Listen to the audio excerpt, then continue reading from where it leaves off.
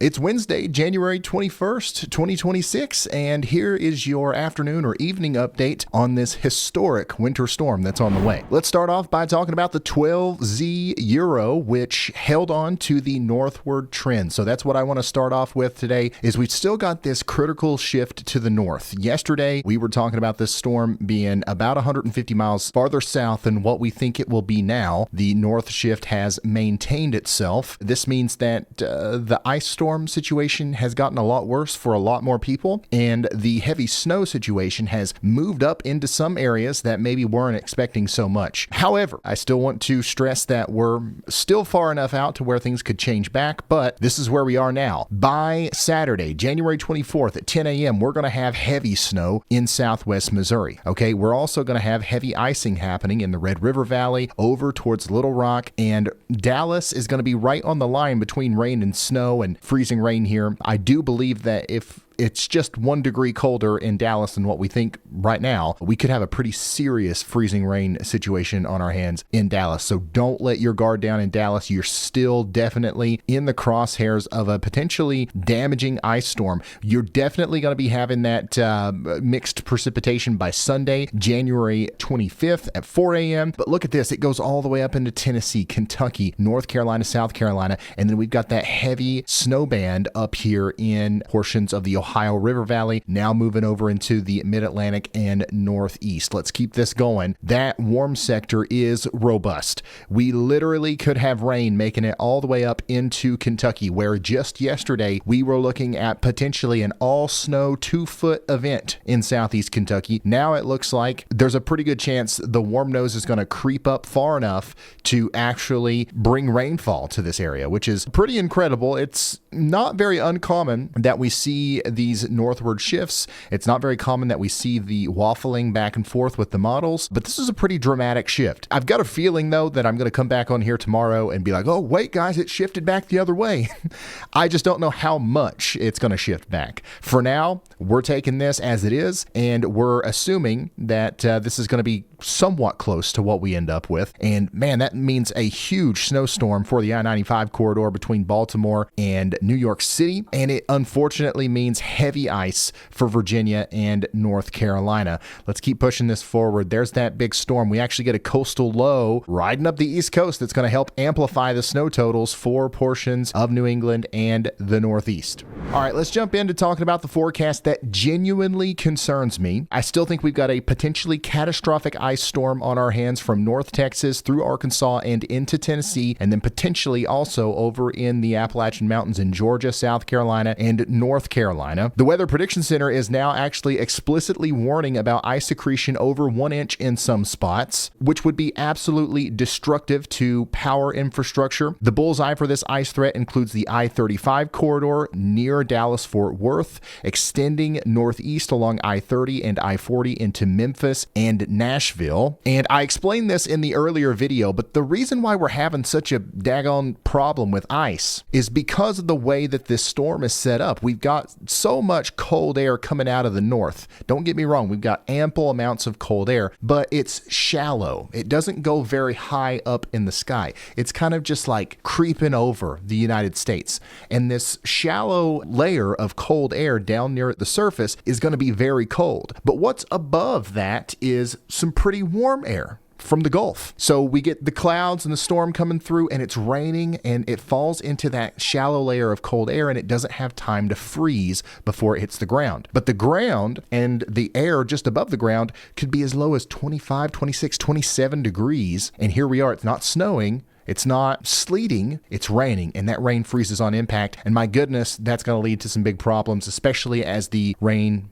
accumulates on trees and power lines and stuff like that. When we got the Weather Prediction Center, these are your old school, by the book, conservative meteorologists talking about 1 inch accumulations already, you know that we're in store for a big one. If I were you, I would not plan on traveling through Arkansas or Tennessee Friday or Saturday. Roads are going to be impassable in a lot of these areas. And while we still don't know exactly where the heaviest ice totals will be, I really do think that this little corridor right in here is going to be a sweet spot for some bad problems with ice. This includes Memphis. This might include all the way up there to Jackson, Tennessee. This definitely includes Little Rock and Point South, and maybe even up there around Texarkana. So that is a place where if you haven't started preparing for multiple days without power, you're behind and you need to start preparing now. Another area would be over here, especially around Asheville, North Carolina. It looks like there's going to be less freezing rain over here, but it doesn't take as much to cause problems over here because we have more trees. A lot of our infrastructure is strung up through the hills, and whenever you have a half inch of ice come through, even if that's all we get, that's going to bring down a bunch of vegetation onto power lines, and it's going to cause a bunch of problems. So make sure you're prepared as well. And then everywhere in between, while it doesn't look like the majority of the state of Kentucky, for example, is in the crosshairs or the highest threat area, there's going to be some places that end up with some decent ice accumulations and power outages. So if you're highlighted in pink at all on this map,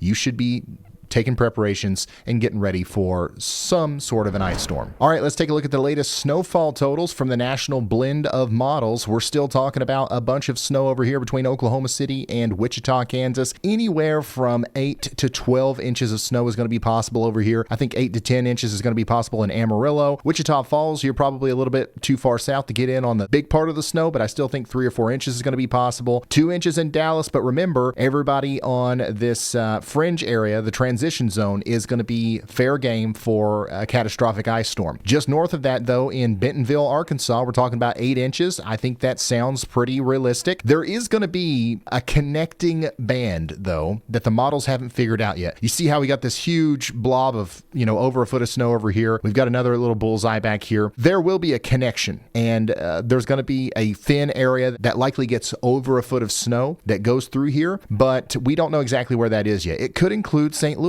It could include Jonesboro or anywhere in between, okay? And the reason I bring that up right now is because it also could include Bentonville or Springfield, but 8 inches of accumulation is going to be possible. Nashville, you're unfortunately getting more into the ice side of things. Yesterday, we were talking about over a foot of snow potentially. Now we're talking about more warm air moving into the picture and ice being a bigger problem. Snow is less of a concern at this point, but we're still 3 days out. We're 4 days out, so things could come back tomorrow. But right now, anywhere between 5 and 8 inches of snow is going to be possible between Nashville and Clarksville, with ice problems on top of that. So that's going to be a mess. Lexington still looks like around a foot. Pikeville over here in my neck of the woods, 8 inches, 10 inches in Cincinnati. And then things get a little crazy over here in the Mid-Atlantic and Northeast. We're talking about a foot of snow or more from Richmond all the way up to Boston, back to Williamsport, 10 inches in Pittsburgh. I think this might be a little bit too big of an area. I definitely think we're going to have a swath of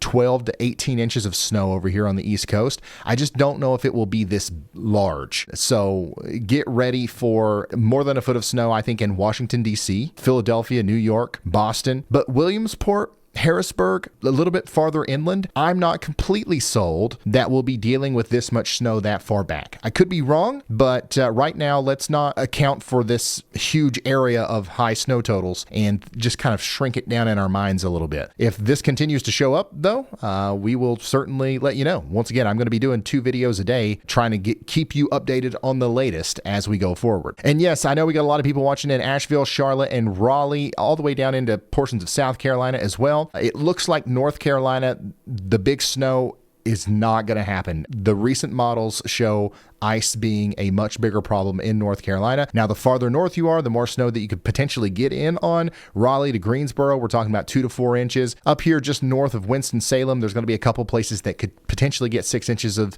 snow, but your all's biggest problem is unfortunately going to be the ice. And I want to mention again that the engine driving this entire historic event is a crazy high pressure system that's coming out of Canada, and it's dropping literally the North Pole onto the United States. And it's acting like a bulldozer pushing this cold air over the Gulf. And this cold air is going to be sticking around for a while. I've mentioned this in the past 2 or 3 videos, but it's going to be colder than it has been in over a decade for a lot of places after this storm goes by. And it's not like the next day it's going to get better. It's not even like the next 2 or 3 days it's going to get better. This cold that's going to be coming in after the storm has staying power. It could be several days before a lot of people, even in the south, get back above freezing. So the cold pattern is locked and loaded, and it's not going anywhere anytime soon. In fact, there's so much cold air in place that there's already another signal for another major snowstorm after this one. We're not going to talk about it yet. We're going to take it one at a time, but this is